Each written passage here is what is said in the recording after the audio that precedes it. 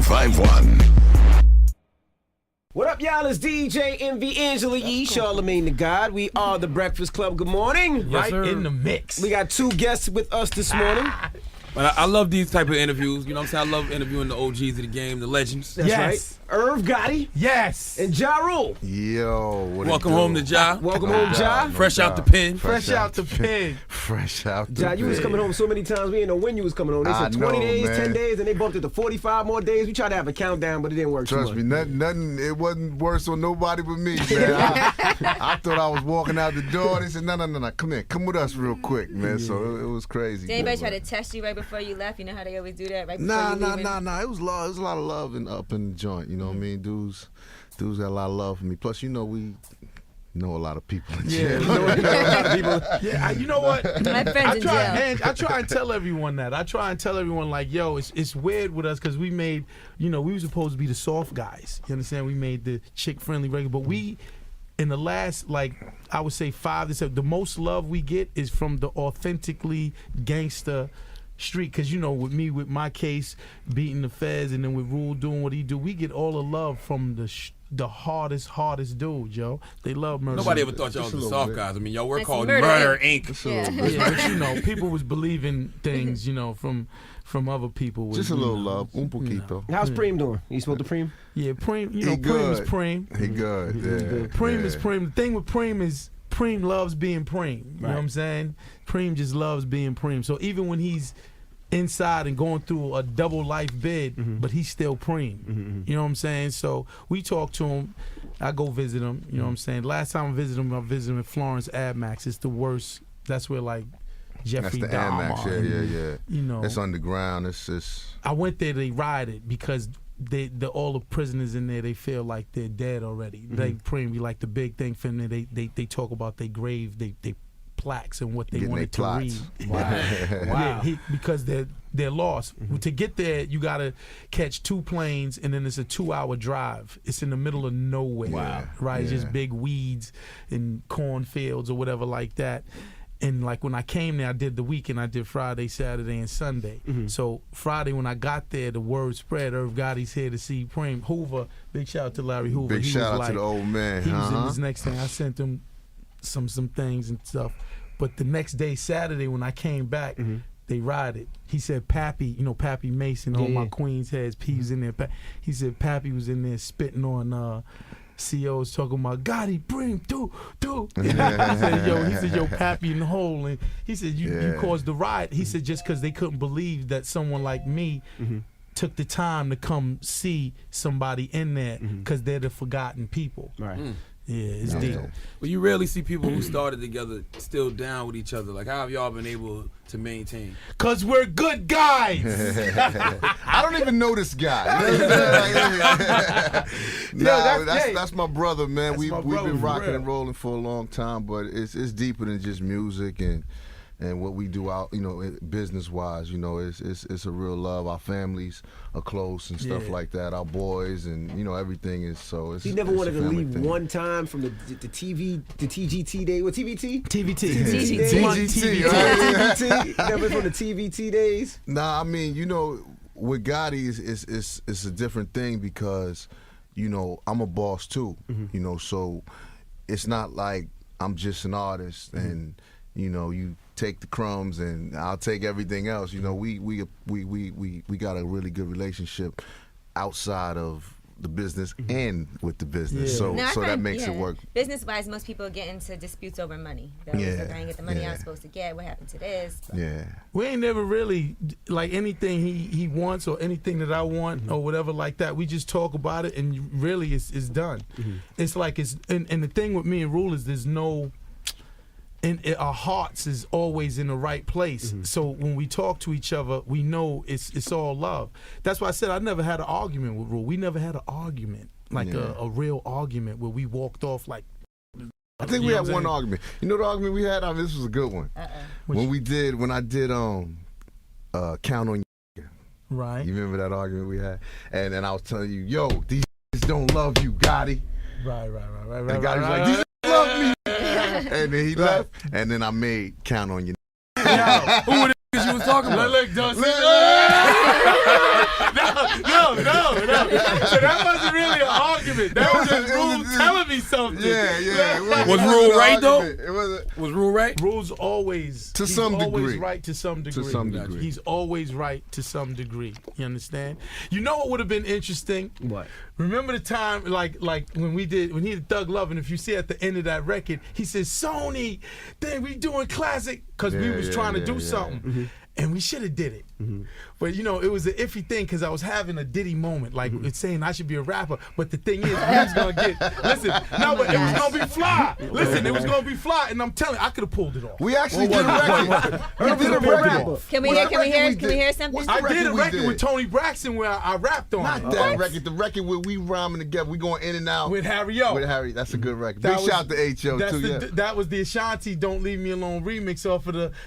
It was kind of dope. It was crazy. It was kinda dope. So listen. But here's how dope and fly it would have been. kinda This is a testament to me and Rule. Because we said, Joe, he was getting a label deal. I had my label deal with Thing. He was getting his label deal on Sony. This is time Mottola was trying a little.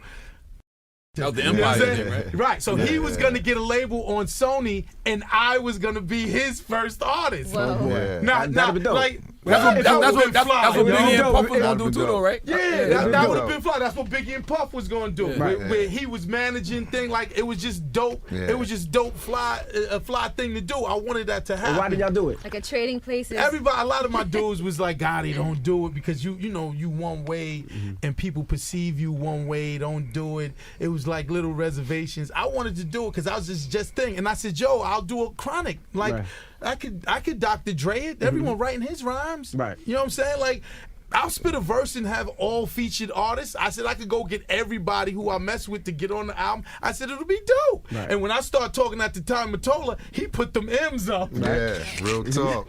Leo Block though. Oh man. So John, let me ask you a question. Block. So when That's when he said, "I own you." Got it. now when you were out, you can't came do from Holla Holla. You came and was like you took over New York. And I was talking to Gotti about this earlier.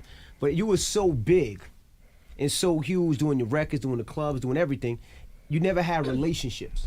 And I told it to Gotti, and I was like, so when 50 was coming out and he was throwing shots, you didn't have anybody I felt to call to be like, yo, I need you to hold me down. You're Like, and the reason I right. say that was because when 50 was going at Ross called me, yo, E, I need you to hold me down. He was calling Clue, he was calling these DJs, and you never had that person. So it's kind of like New York just turned his back on you. Yeah. How did that make you feel? Like, you know, because this is a city in the state that you ran for years. And I always big up my city. You know, I love New York City. I love my city. Anywhere I go, I champion the city. You know, it was difficult because, you know, when you have that feeling, you have that love for the city that you live in, the city that you grew up in, it's tough, you know. And that's why I love the record New York so much.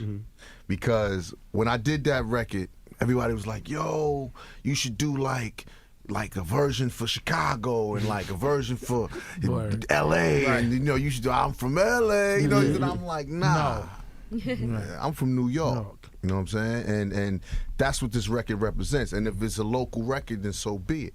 But the record went out to the masses. So when I'm in like South Africa or when I'm in Australia, and I got 100 guns, I'm from New York. New York. Right. They want to be from New York. Everybody wants to feel like they're a part of the Mecca. Right. You know what I mean? So it hurt. It hurt. You know, I wasn't angry at my city. I wasn't angry at none of y'all, but it did hurt a little bit just to see how it could go from that to that so fast. You know was what I Fat mean? Joe and Kiss your first? Is that who you wanted on the record, or did you want somebody else? And at the time, they was like, nah, I'm not doing it right now. Nah, you know, well, Crack was definitely involved because I got the record from Cool and Dre. So Cool and Dre kind of was like, yo, you could be you, it could be Crack. You know how Cool and Dre are, you know what I mean? So they was kind of setting it up, orchestrating it like, you know, we get Jada. And I was like, yeah, that'll work. Me, Crack, and Jada will work. You know, then I threw out there, well, maybe we get Hove on it, or maybe we get Nas on it, you know what I mean? But I think for what it was at the time and what I was going through,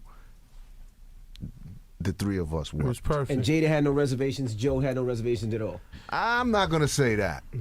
Crack was in 100%. Jada might have been a little bit 1 foot in, 1 foot out. Because he was on Interscope at the time. Yeah, 50 was running yeah. So Interscope, it was a little bit of a thing with Jada, but you know, Jada's like family too. So Yeah, you know, Jada's so he extended- came in he's extended and family. he did the damn thing. I've never seen the industry turn on a person the way they turned on you. It seemed like everybody had something to say, from Eminem to DMX to Dre to Busta. Yeah. You still have those old beefs? Nah, I'm good with everybody. Nah. I'm good with everybody. All that- man. all you that's know, dead. all of those situations were kind of like guilty by association. You know, I'm with this team, so we going. You know, like me and Game cool now. You know, Yeah. me and Buster don't got no problems. You know, Right. me and M haven't spoke, but you know, we didn't have problems before that. Me and Right. them was talking about doing records before that. You know, so it wasn't really a situation where I felt like, you know, these people don't like me per se.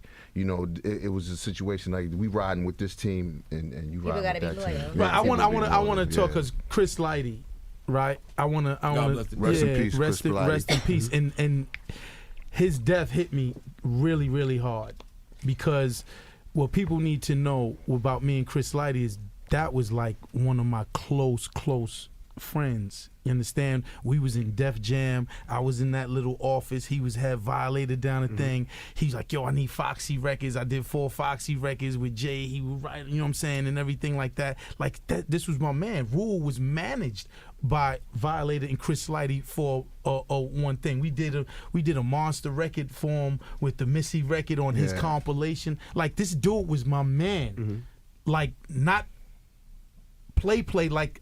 I really considered him. He was at my wedding. He was my man. Yeah. And when 50 came along, it separated us for no reason other than he just had to pick that side. Right. Yeah. But there was nothing done for us not to be cool or whatever. And I seen him at Catch. This is like a couple months before he passed. And he came up to me. I was in Catch. I was with my little crew or whatever, and he was there, and he came up to me and he just gave me a pound, and it was love. And I'm so happy that at least I had that. Right. Like when I seen him and ended, and it was love, and it was like, cause he know, like two people they know. Like we could go with the hoopla, but he know what's real, and I know what's real. He know, dog, we never did nothing to you for you to hate us, and you never did nothing for us to hate you. Yeah. You was my man. But I understand. I'm a big boy, and I understand that you gotta do what you doing. So he came up to Catch, and it was just an embrace, and it was love, and like we was smiling. I swear to God, I wish someone would have took a picture of that so I could like have it in my Document it. crib Yeah, and just be yeah. like, that was my man. Yeah. Because I always felt that whenever he ran his course with 50, he was gonna double back. You know what I'm saying? And be like, Gotti, what's up? Because he was a good dude. Like, I'm cool with his brothers. You know what I'm saying? I got a brother in the game. It's very similar. Me and him was very similar. We came to Def Jam. We was the flavorful dudes, the street dudes that put the energy. It's very similar. And he's like, that was my man. You know what I'm saying? So I'm just happy that I got to have a good moment with him, Right. and that's my ending moment with him. But you almost had to do the same thing, though. Huh? You were Jay's man, and the time when Jay and Nas was going at war, Oh God. you were going to sign Nas. Almost done. What was that about? I remember when So y'all had it's the Nas same on thing. stage throwing up the M. Jay was your guy. You were You're going to do the good, album. boy. You're yo. good. I've been waiting on this Remember? one. Let me get some water. Remember, I was there. Hey, we ain't got to call me times you All call right, me and listen, threaten me. listen, I was there. Listen to me. Listen. And I'm going to explain this one try to the best of my ability. All right. In hindsight, I love Nas, I love Jungle, but I should have never did that. I should have never. Why did you do that? That's because, as anyone who really knows me, I am one of the most ambitious. I want legendary. I want people to remember my name. I want that more than the bread. I want to do great things. But they were beefing. You brought me Jay's I record. did before Super Mary. Ugly with Hov. Right. You don't have to keep reminding me. Yeah, I got it, my dude. I'm telling you.